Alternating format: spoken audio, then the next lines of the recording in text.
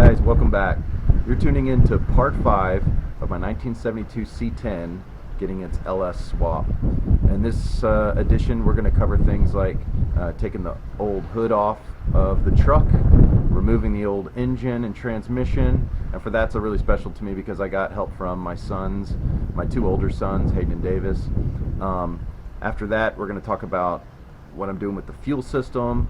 You'll see the fuel lines and how I run the fuel lines through the tank, things like that. And then also a custom bracket I made for the gas pedal. You'll want to stay tuned for part 6, which should be coming up shortly. In part 6 we're going to cover some really cool stuff like getting the engine in, getting the computer in, the wiring harness all buttoned up, and maybe even getting its first start in that episode. I don't know. I might save that until part 7 once I can get it all completely tuned. And it's been tuned by now, but it's going to be fun times. Anyway, stick around, and if you like what you see here, please subscribe and please like the video and hit that notification bell so you can get notifications when the next parts of this series come up. Thanks again, and have fun. Today's a good day.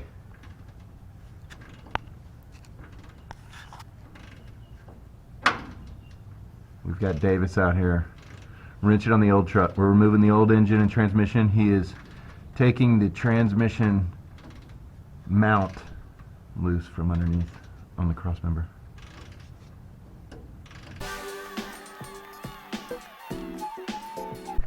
Alright, Hayden, you're going to be first. I'll take this. And this bolt right here, I need you to go ahead and remove that bolt. I'm just going to hold this up.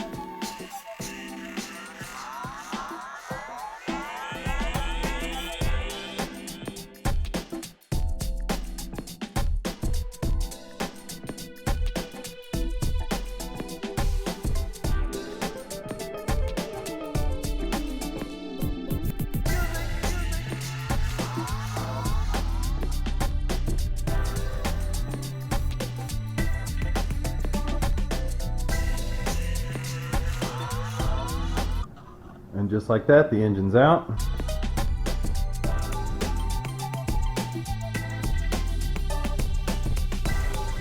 I went ahead and got the engine bay cleaned up.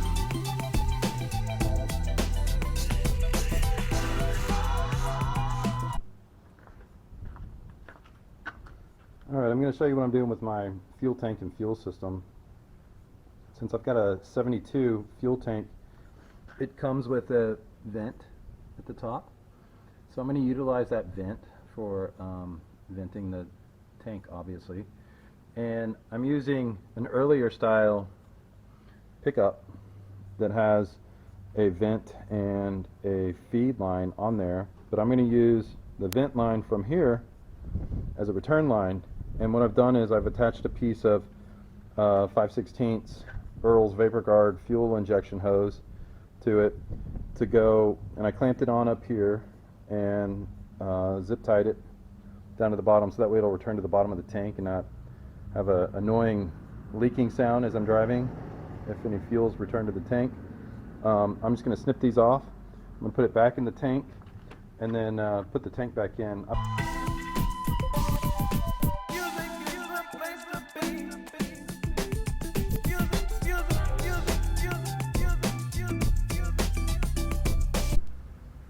Time for some progress updates. I've got the feed line and the return line. Feed line's on top, return line's on bottom, using the previous vent tube from the sending unit. I have a vent over here on this side.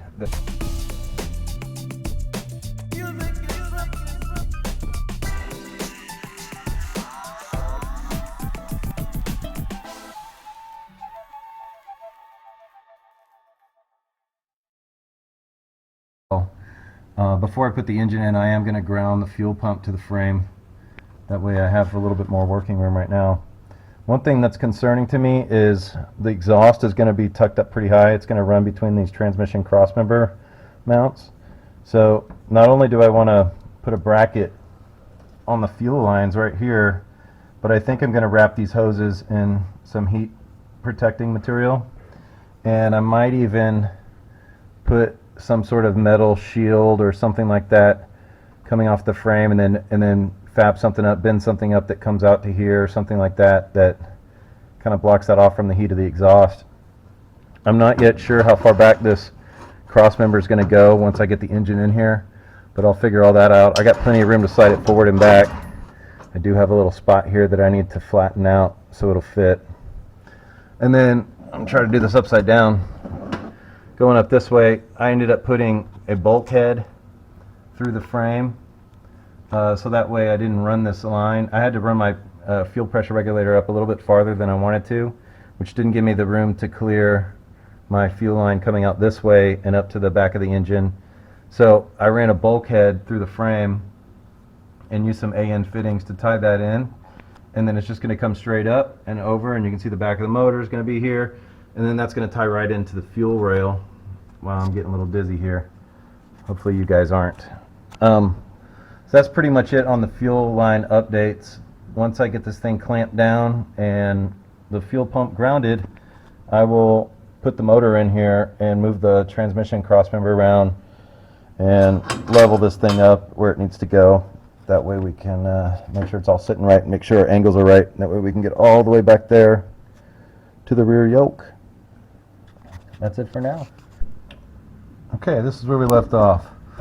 I went ahead and got some conduit straps from the hardware store, the rubberized kind, and I bolted those straps holding the fuel lines up to the bottom of the cab. Fortunately, one of my sons came out and helped me, and he held the bolt from the top side as I tightened the nut on the bottom, and then wrapped some heat insulation shield around it.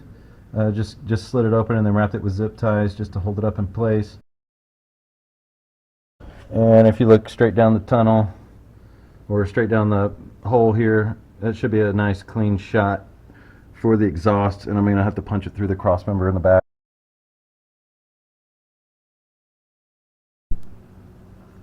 Okay, one little special project I had to do here was fab up a bracket to attach the throttle to. The gas pedal wouldn't mount to the normal spot or the original spot, so I took a piece of steel, just some raw steel, drilled some holes in it.